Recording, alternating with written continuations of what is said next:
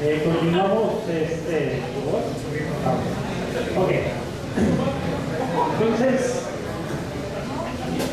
comentábamos al finalizar la sección anterior que en la argumentación entendida como una de las formas del proceso de comunicación requiere forzosamente un emisor, un destinatario, la materia o tema sobre el que se argumenta o se habla y el soporte físico a través del cual se realiza todo este intercambio de información.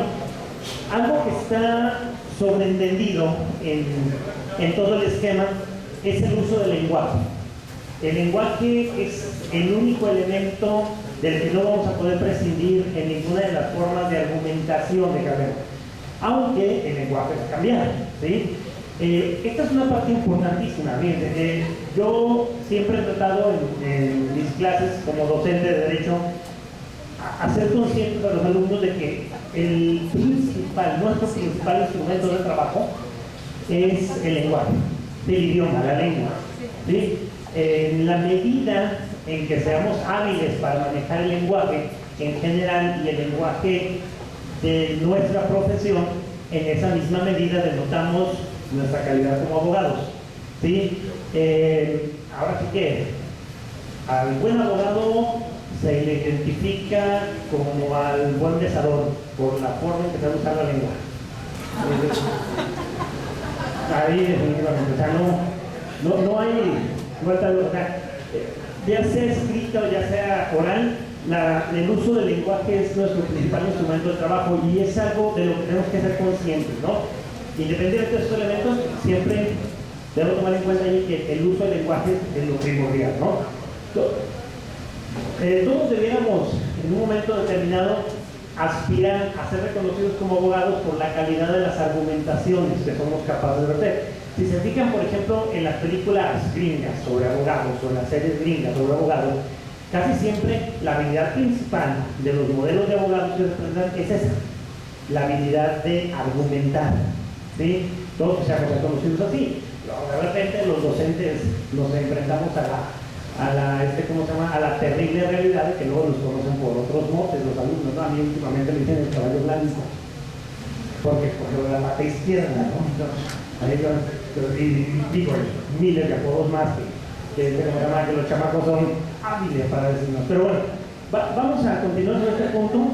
Quisiera avanzar un poquito más. Miren, ok, los argumentos pueden reunir muchas formas específicas, pero hay dos formas básicas de la argumentación, dos formas básicas que son las que desde Aristóteles hasta nuestros días se han tomado como parámetros para la argumentación: la forma analítica o necesaria de la argumentación y la forma probable o persuasiva de la argumentación, ¿sí? Son las dos formas. A una se le suele llamar la argumentación fuerte o rigurosa, a la analítica, y a la otra la argumentación suave, ¿sí? A la argumentación persuasiva. Pero curiosamente nuestra labor como abogado se desarrolla más en el campo de la argumentación probable o persuasiva, ¿sí? Voy a avanzar. La argumentación analítica o necesaria, en esa forma de argumentación, se parte de premisas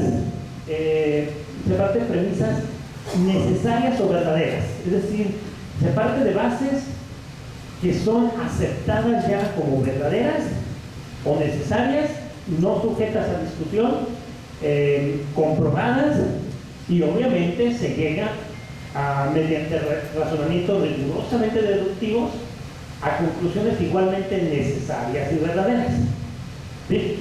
Esta es la forma de argumentación que utilizan las ciencias exactas. Las ciencias exactas normalmente utilizan esta forma de argumentación. Cuando un biólogo, cuando un físico argumenta para explicar un fenómeno, utiliza esta forma. ¿Por qué? Porque parte de premisas necesarias o verdaderas, cosas que no están sujetas al estudio. Es todo un tema que desgraciadamente no entra dentro del programa del curso. Es todo un tema el de las teorías, porque hay varias, el de las teorías de la verdad, ¿sí? Pero vamos a suponer que todos estamos de acuerdo en lo que es la verdad, ¿sí?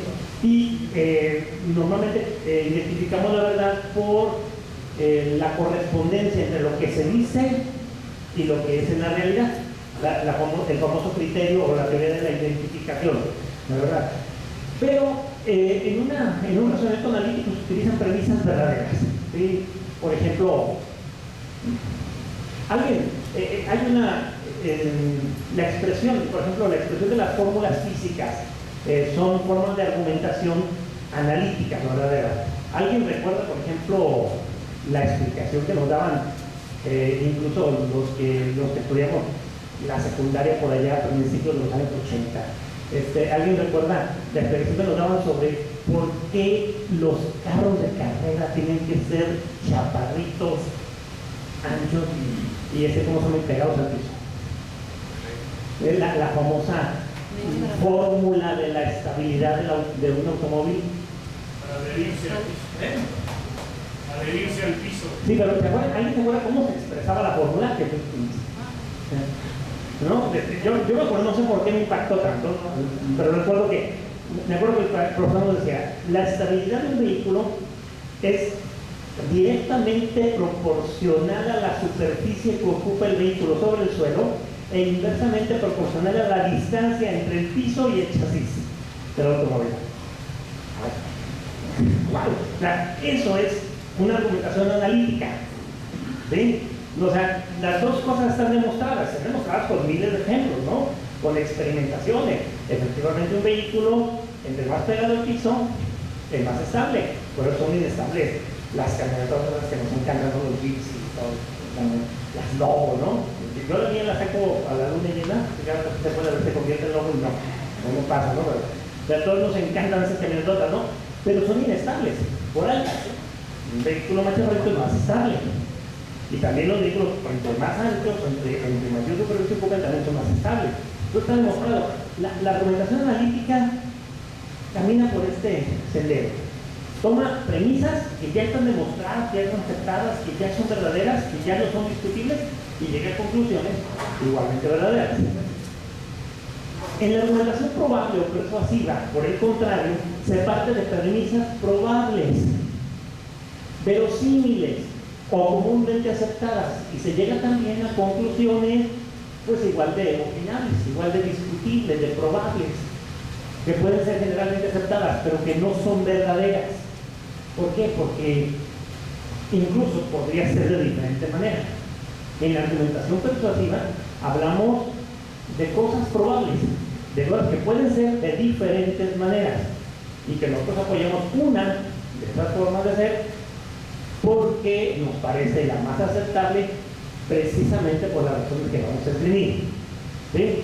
No sé, si discutimos, por ejemplo, el tema, por ejemplo, del divorcio incausado, ¿sí? El famoso divorcio incausado, ¿no? Que ya es un hecho, la posibilidad de disolver el vínculo matrimonial con la sola voluntad de una de las partes, ¿no? Desde el punto de vista de los derechos humanos y para resolver situaciones de vida, me parece maravilloso, pero déjenme decirles que como abogado no estoy a favor. Me parece que algo cojea ahí en el argumento, o sea, no estoy totalmente de acuerdo, ¿sí? No me parece que un vínculo con el matrimonio deba de poder ser tan fácilmente destruido. Con la voluntad de uno, sí, para construirlo se requiere la voluntad de dos, y no basta con la voluntad de uno. Bueno, pero ese es un tema, por ejemplo, ahí puede ser de diferentes maneras. Podemos hacer el divorcio más o menos complicado, o podemos hacerlo más o menos sencillo de tramitar. Hablamos de cuestiones que son probables, cosas que pueden ser de diferente manera, y esas diferentes maneras que puede revestir, por ejemplo, el trámite de un divorcio pueden ser aceptables o no por diferentes motivos, ¿sí? Me acuerdo que hace algunos años mis alumnos me preguntaban, oiga, ¿usted está de acuerdo en el matrimonio entre personas del sexo? Definitivamente, como abogado sí, y como abogado se necesita mucho más.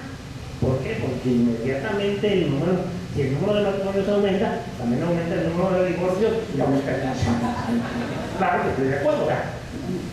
Mi postura como abogado de divorcio es totalmente a favor. Que más que se canse, más que se puede bloquear, a ver más chamba para el despacho.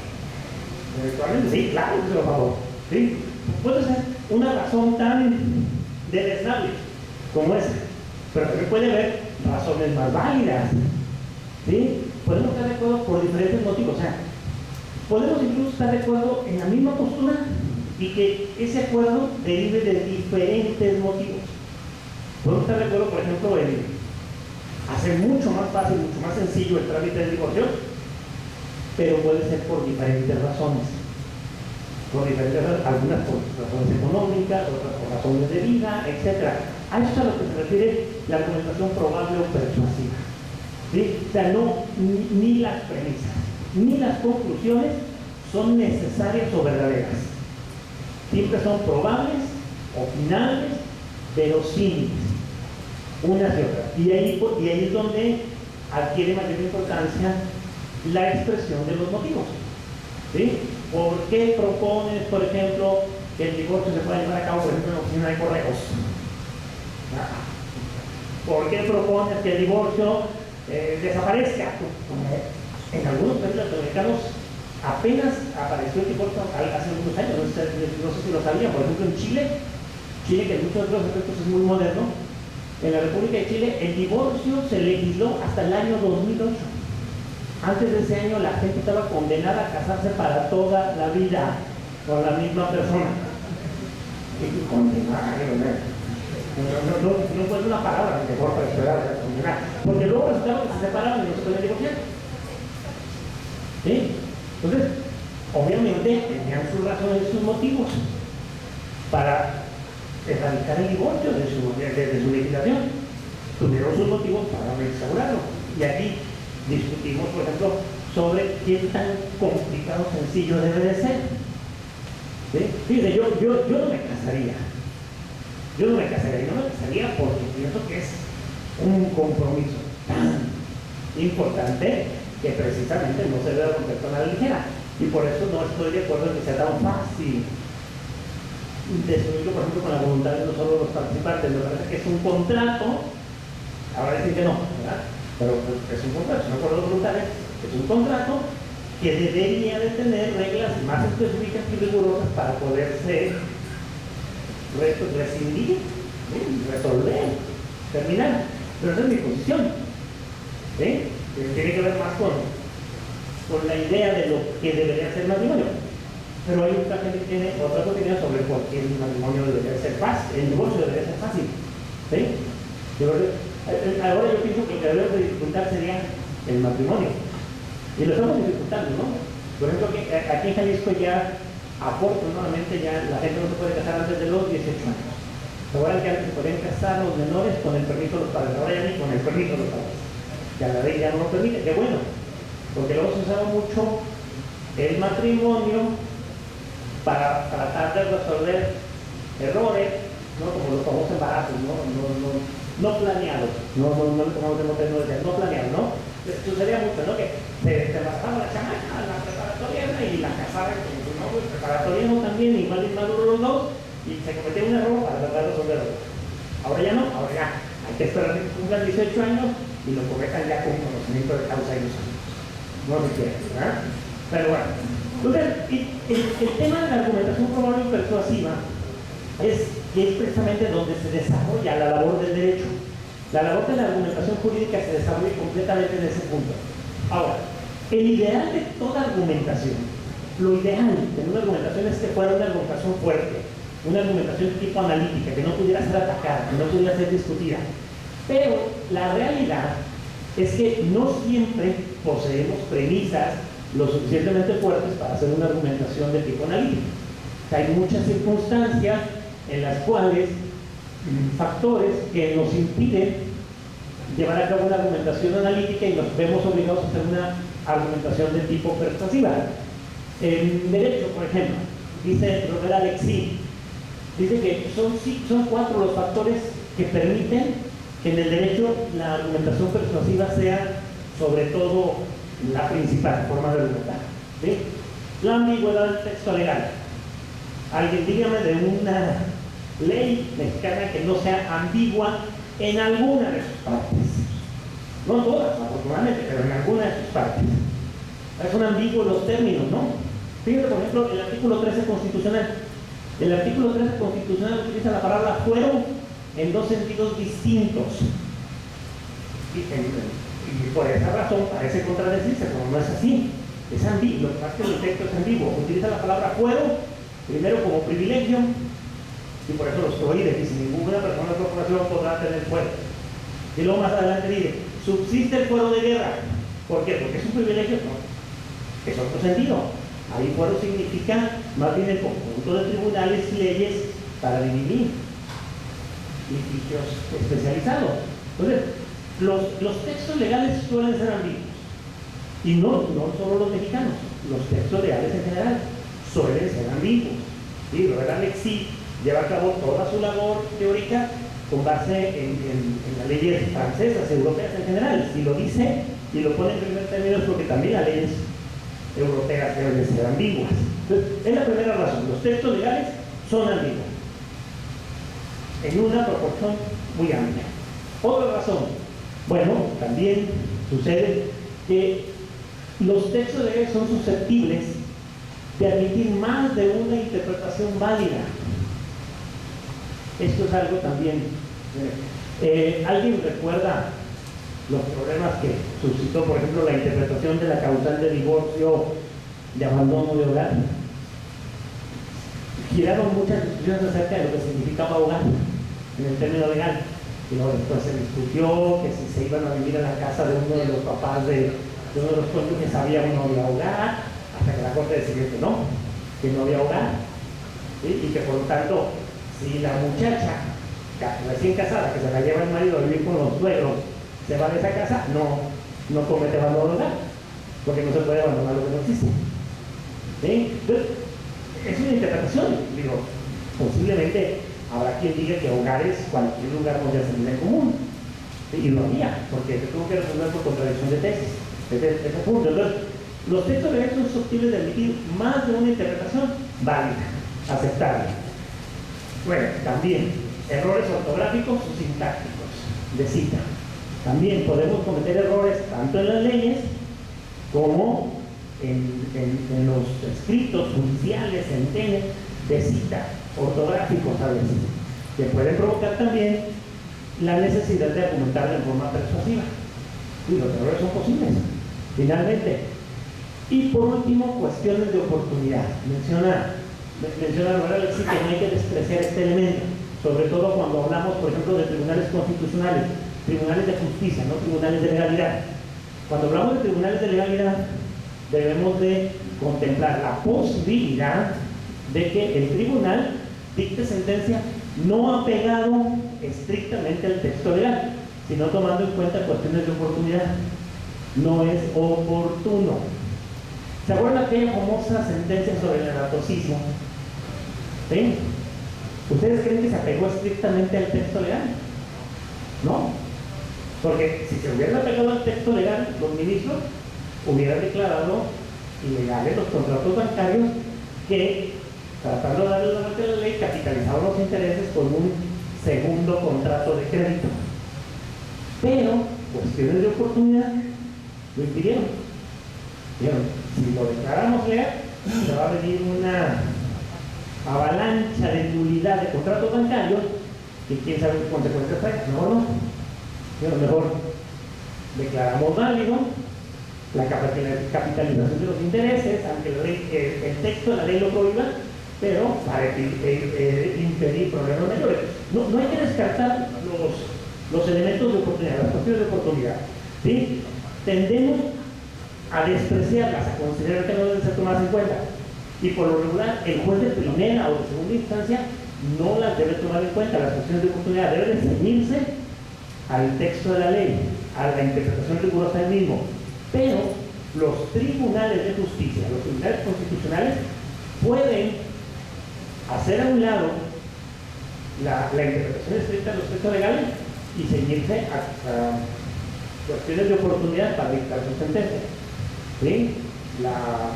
No sé, por ejemplo, declarar. ¿Qué implicaría desde el punto de vista político y también económico declarar la invalidez de una elección presidencial? ¿De qué tamaño se imaginan ustedes que sería la devaluación del peso mexicano si se invalidara una elección presidencial en México? Bueno, ahí tienen la razón para que el Tribunal Electoral del Poder Judicial de la Federación no haya invalidado hasta ahorita ninguna elección presidencial. Ni en Estados Unidos siquiera. Y había razones técnicas de peso para declarar. Y mucho más. ¿Se acuerdan más o menos? ¿Recuerdan cuáles eran? Era en realidad la relación de los votos que recibió en Florida, ¿no? En el estado de Florida, que se computan por número de votos independientemente del número de votantes. Exactamente. Entonces, ahí por ejemplo parecía que todo estaba servido para declarar la nulidad de la elección. ¿Por qué no se hizo? Por el simplemente. Entonces, esto tenemos que tomarlo en cuenta también. Y insisto, sobre todo cuando nos toque en suerte litigar ya ante un tribunal de justicia, ante un tribunal ya, como se llama en materia, por ejemplo, de derechos humanos. Como oportunidad nomás para los federales, ¿verdad? Para que no cancelo. O sea, o también puede tomar en cuenta o a llegarse la oportunidad a un juez de primera instancia. En nuestro sistema jurídico, el juez de primera instancia tiene prohibido utilizar estos criterios, pero en la práctica los puede utilizar y existe la posibilidad de que la sentencia que le firme tenga una posibilidad. Ahorita les platico de un caso particular. Yo difiero de lo que usted manifiesta, porque ya los jueces de primera instancia, incluso la misma Constitución, cualquier autoridad, sea municipal o estatal, federal, tiene que resguardar los derechos humanos y tiene que estar la garantía de legalidad de las cuestiones también, incluso tratados internacionales. Entonces, yo difiero de esta postura. De hecho, el texto del artículo 133 constitucional ordena a los jueces desaplicar la ley cuando su texto sea violatorio de la Constitución. Sin embargo, recordarán que por ahí hay una tesis definida de la Suprema Corte de Justicia que no ha sido abandonado el criterio de que la interpretación de la Constitución es una cuestión exclusiva de la Suprema Corte de Justicia, incluso ni siquiera de los tribunales colegiados de circuito. Exactamente, es un tema muy interesante de nuestro derecho. Lo que pasa es, bueno, yo como interpreto el artículo primero, dice el compañero, cualquier autoridad tiene que respetar los derechos humanos, principalmente los jueces, independientemente de si son federales o son locales, están facultados para la desaplicación de la ley, no para declarar la inconstitucionalidad que sigue siendo facultad exclusiva de la Suprema Corte, pero sí en un momento dado dejan de ser los tribunales de legalidad, precisamente desde mi punto de vista, con la reforma del artículo primero constitucional en el 2011, dejamos el sistema positivo, el sistema de legalidad y nos convertimos en jus naturalismo. Entonces ahí el juez tiene amplia potestad desde mi punto de vista. Sí, de hecho, es un tema bien discutible y bien interesante de nuestra legislación. Yo soy de los que estoy a favor del control difuso. Desgraciadamente, la Corte todavía corre por el criterio de que es una facultad exclusiva de ella y quizás habría que avanzar un poquito más en el desarrollo de los tribunales locales, que es lo que creo yo que debe incluso de recaer el asunto principalmente, para que se empiece a manejar más, se empiece a respetar más esa facultad.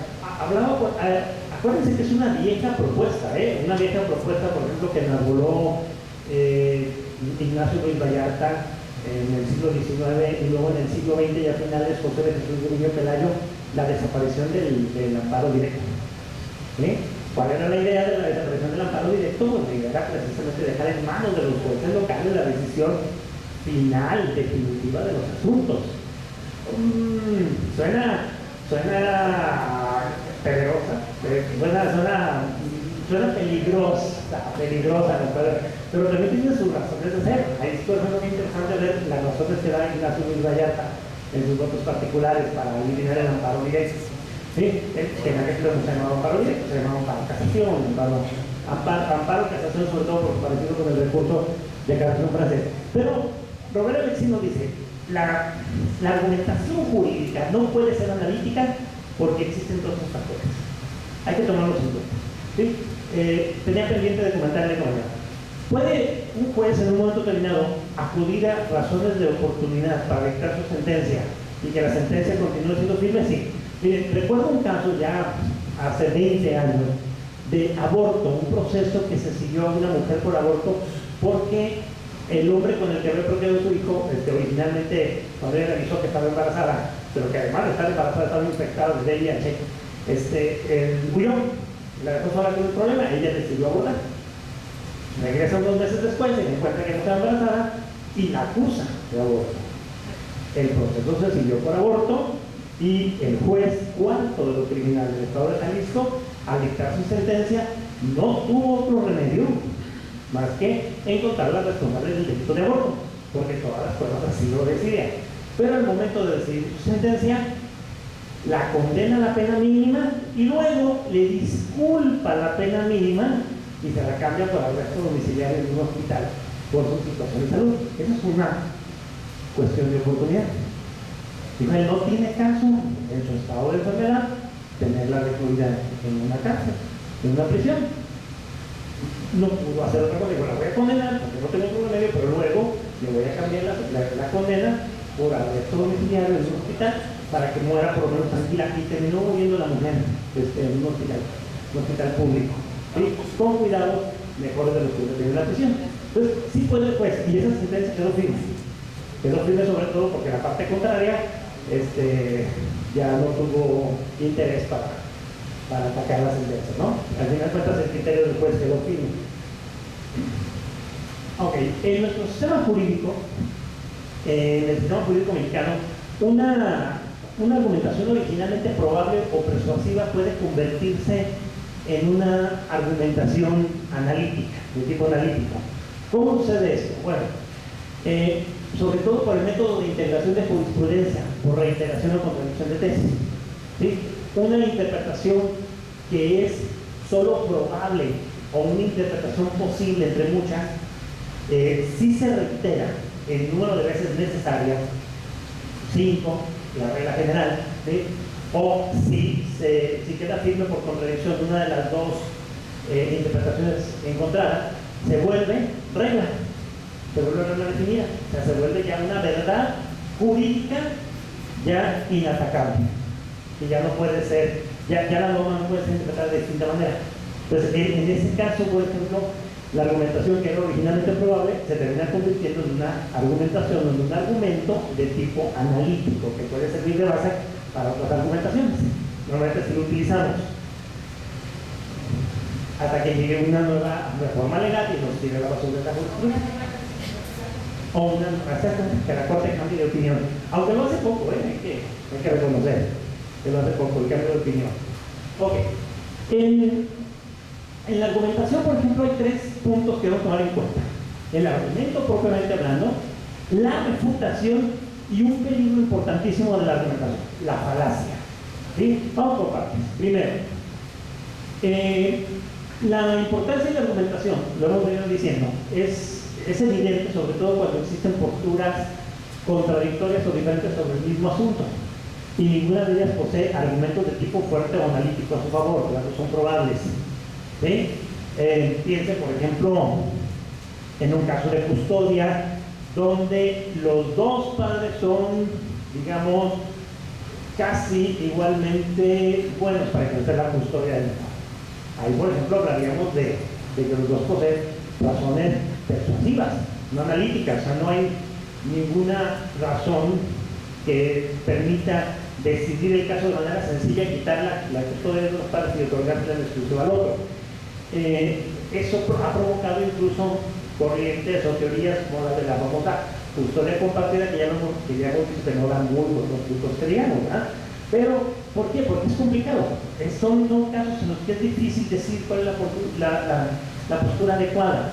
No hay una postura adecuada para todos los casos. O sea, ahí cada uno depende de los argumentos que van a valer. En esos casos, por ejemplo, el argumento y la refutación se confunden. Entonces, dentro del argumento, por ejemplo, el argumento puede ser para apoyar mi postura, o el argumento puede ser para atacar la postura de mi contrario.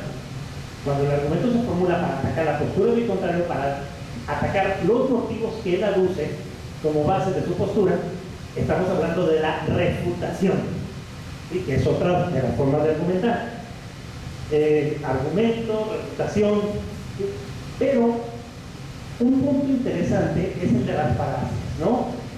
La falacia se conoce como falacia un razonamiento incorrecto que tiene, al menos a primera vista, apariencia de corrección. O sea, el problema con la falacia es que es un razonamiento, un argumento que parece correcto, que parece aceptable, pero que si lo analizamos con cuidado, nos damos cuenta que es incorrecto, que está mal construido, que sus premisas no son ni siquiera probables, son falsas, ¿sí? Son totalmente falsas, ¿sí? Piensen, por ejemplo, en un argumento que dijera yo, todos los mayores de edad poseen credencial para votar. No, el argumento es falaz. Debería de reformularse para poder ser probable. Todos los mayores de 18 años tienen la posibilidad de obtener una credencial para votar. Y sigue siendo falaz. Sigue siendo falaz el argumento, porque tienen que agregarse de circunstancias para que sea verdadero o para que sea probable. Todos los mayores de 18 años que posean la nacionalidad mexicana tienen la posibilidad de obtener una credencial para votar. ¿Ven? O sea, el argumento, en principio, parece probable, parece verosímil, pero cuando lo revisamos con cuidado, nos damos cuenta que el argumento es falso por la forma en que se expresa. Esas son las falacias. Y desgraciadamente las falacias son un peligro muy recurrente en la argumentación persuasiva. Cuando empezamos a discutir y empezamos a discutir posturas contrarias, es muy probable que de repente echemos mano de un argumento falaz, de algo que a nosotros nos parece cierto, pero que si nos estamos con más cuidado no se soporta, ¿sí? No se soporta. Piensen, por ejemplo, en tantos argumentos, incluso, desgraciadamente, en sentencias de la Corte, se cuelan por ahí argumentos falaces, ¿sí? Recuerdo yo una sentencia de la Suprema Corte de Justicia que declaraba contra el texto expreso de una jurisprudencia de la misma Corte, resolvía un amparo de revisión y decidía, absolver al demandado en un juicio mercantil ordinario, alegando que, condenaba al demandado, alegando que no había acreditado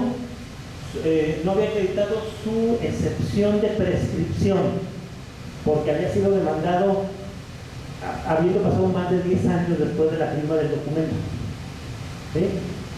En base a que decía la Corte que no había demostrado su excepción de prescripción, porque no había señalado el artículo del cual lo fundaba. O sea, sí lo expresó, el demandado sí dijo, a ver, opongo la excepción de prescripción, porque desde el momento del vencimiento del documento hasta el momento en que se puso la demanda, transcurrieron más de 10 años. ¿Se acuerdan que hay un artículo, incluso la tesis de la Corte, que dice no es necesario fundar a las partes corresponde exponer los hechos y el juez le da el derecho. Bueno, la Corte se pasó olímpicamente el argumento, su propia tesis, y dictó esa sentencia de amparo en revisión señalando que el demandado no había acreditado su excepción de prescripción porque no había señalado el artículo en el cual lo fundamentaba. Así. Ya después supimos que la abogada de la actora era hermana de una de las ministras de la Corte, fue un poco más entendible la razón de la sentencia, pero quedó escrito en la sentencia, un argumento totalmente falaz. Entonces, las falacias son un peligro importante que tenemos que tomar en cuenta, ¿no? Sobre todo porque al tener la apariencia de verdad, pueden incluso engañarnos a nosotros mismos. Nosotros mismos podemos engañarnos con nuestro argumento y expresarlo como si lo consideráramos verdadero, porque así pasa. Entonces, las falacias es, insisto, un tema que es muy importante y del que tenemos que tener cuidado. Hay dos tipos de falacias. Las falacias formales y las falacias no formales. Las falacias formales son aquellas que inducen al error por la forma en que se expresan. Por la forma en que se expresan. Se expresan, digamos, como un silogismo aristotélico, se expresan como una cita legal, se expresan, por la forma en que se expresan, es una falacia, es falsa, pero tiene apariencia de ser verdad. ¿Sí? Por ejemplo, una cita incompleta de un texto legal. ¿Sí? Por ejemplo, permitiría caer en una falacia de este sentido. Y las falacias no formales son aquellas en que el error estriba no en la forma del argumento, sino en el valor o naturaleza de las premisas en las que se fundan. ¿Sí? No sé, por ejemplo, con respecto al tema que estábamos platicando hace rato, el tema de la adopción de niños por parejas homosexuales. Por parejas de mismo sexo, muchas veces se alega como uno de los argumentos los peligros que corre el niño, ¿cómo se llama?, al ser criado, los peligros de abuso sexual que corre el niño al ser criado por una pareja del mismo sexo. Y esa es una falacia no formal, porque no se basa en datos. No se basa en datos. O sea, no he escuchado yo que nadie diga estadísticas, por ejemplo, que diga, a ver, de tantos casos de adopción ha habido abusos en tantos casos, o sea, en un número importante. No he escuchado los datos. Se dice que pueden ser abusados, hijos, o sea, sí, esa es una falacia no formal. ¿Sí? El argumento en sí es falso desde ese punto de vista, porque ¿cómo se llama? Porque no hay datos que lo soporten. No hay datos que soporten esa verdad. Entonces, eso tenemos que tener cuidado, insisto. Tenemos que tener cuidado porque pueden tener la apariencia de verdad y nos pueden engañar. Vamos a continuar. Ok. El programa nos marca que tenemos que ver la diferencia entre argumento y argumentación. La diferencia es relativamente sencilla. Para esto sigo a Manuel Atienza. Manuel Atienza señala, por ejemplo, que la diferencia esencial entre argumentación y argumento consiste en que por la primera, por argumentación, se entiende el proceso completo de la construcción y expresión de los argumentos, que es un proceso muy complejo, que implica no solamente señalar cuáles son los motivos, sino que implica también, por ejemplo, buscar esos argumentos, buscarlos en nuestro propio conocimiento ya acumulado, o buscarlos incluso en la biblioteca, buscarlos en una investigación. Implica también elegir las razones o motivos que sustentan una postura. A veces implica elegir la postura que vamos a tomar. No tenemos una postura formada. Nos podemos investigar y nos formamos una postura. ¿Sí? Esto es algo que debería de ser normal en la investigación, que desgraciadamente no lo es. Casi siempre partimos de una postura ya tomada y queremos demostrar la fuerza de la postura. Y si por el camino se nos atora y vemos que no somos capaces de demostrarla, ¿qué es lo que pasa muchas veces? Abandonamos la tesis. Le digo sobre todo los chicos de licenciatura que se enfrentan a un escollo que no pueden demostrar su postura y abandonan la tesis y cambian de tema. No, síganle con ese tema. Y al final en sus conclusiones señale eso, señale que no pudo demostrar su hipótesis original. Ya que no se valida su tesis, pero no, es una frustración que es difícil de soportar, ¿no? Haber elegido una postura.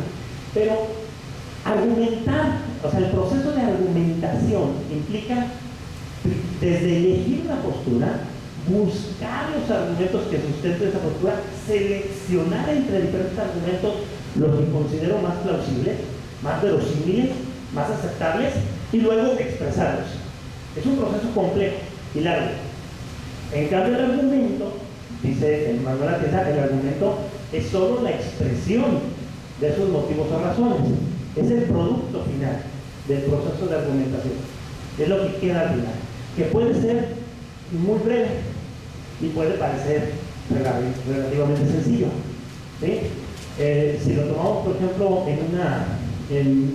digamos comparativamente, por ejemplo, con una tesis, la argumentación sería el proceso completo de hacer la tesis, desde la elección del tema, el protocolo y la desarrollo de todos y cada uno de los capítulos para llegar a las conclusiones.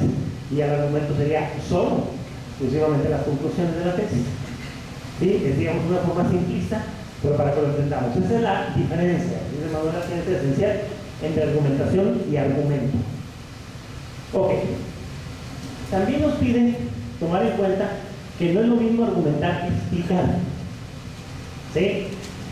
La argumentación, no hay que perder de vista, siempre tiene como objetivo convencer al destinatario de la argumentación de la validez o la pertinencia de los motivos o razones que estoy esgrimiendo para una posición determinada. Por ejemplo, cuando yo en una demanda, en unos alegatos, argumento, lo hago para convencer al juzgador de que la posición de mi cliente debe de ser la que prevalezca en la sentencia. O sea, ese es el objetivo principal de la argumentación. En la explicación no sucede esto. En la explicación no tratamos de convencer a nadie de esos motivos. No tratamos de convencer a nadie de los motivos. Por ejemplo, en la explicación lo que tratamos es de hacer comprensible esos motivos o el argumento a quien se explica, que pueden ser, ¿cómo se llama? Por razones, pueden ser razones incluso que no sean propias, que sean de alguien más.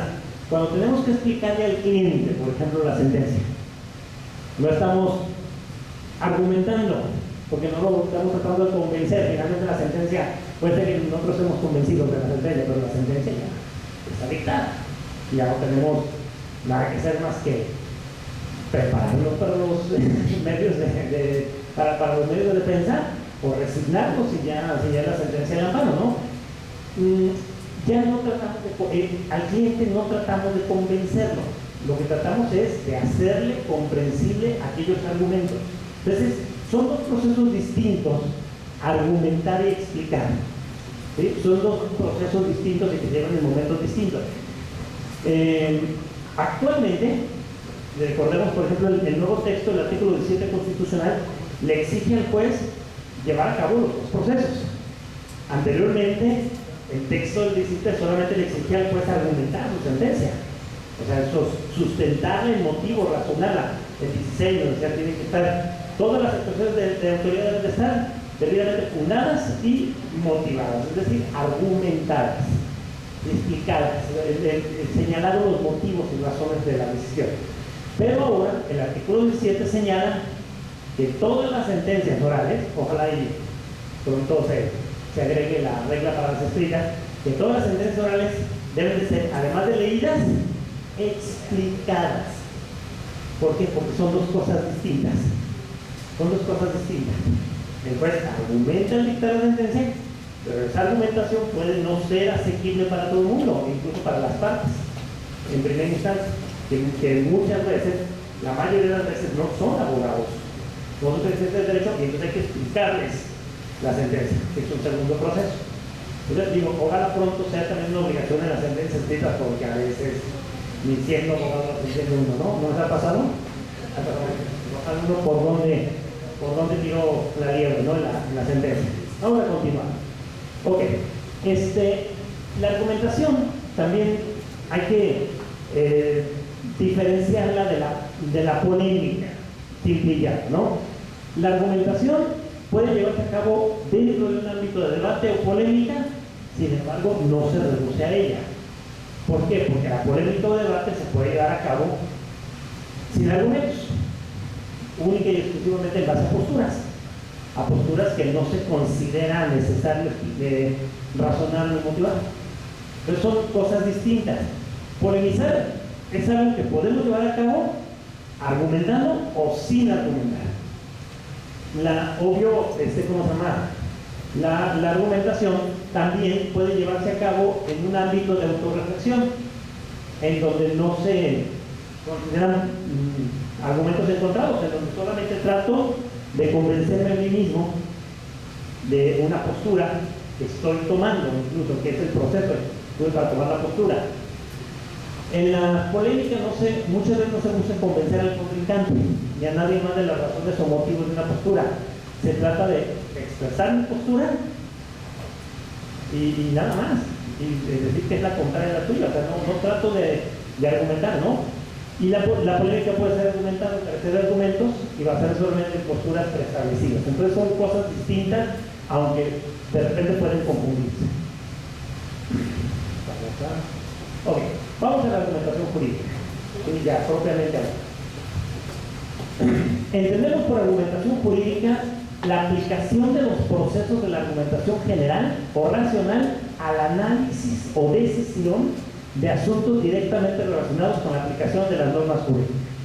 O sea, la argumentación jurídica es básicamente una forma especializada de argumentar para asuntos relacionados con la aplicación de normas jurídicas, aplicación que pasa también por la interpretación, obviamente, de esas normas. La argumentación y el ejercicio del derecho han estado indisolublemente unidas desde la antigüedad. O sea, recordemos que nacen prácticamente juntas las disputas judiciales en Sicilia y la argumentación como un ejercicio reflexionado sobre por qué tengo que esgrimir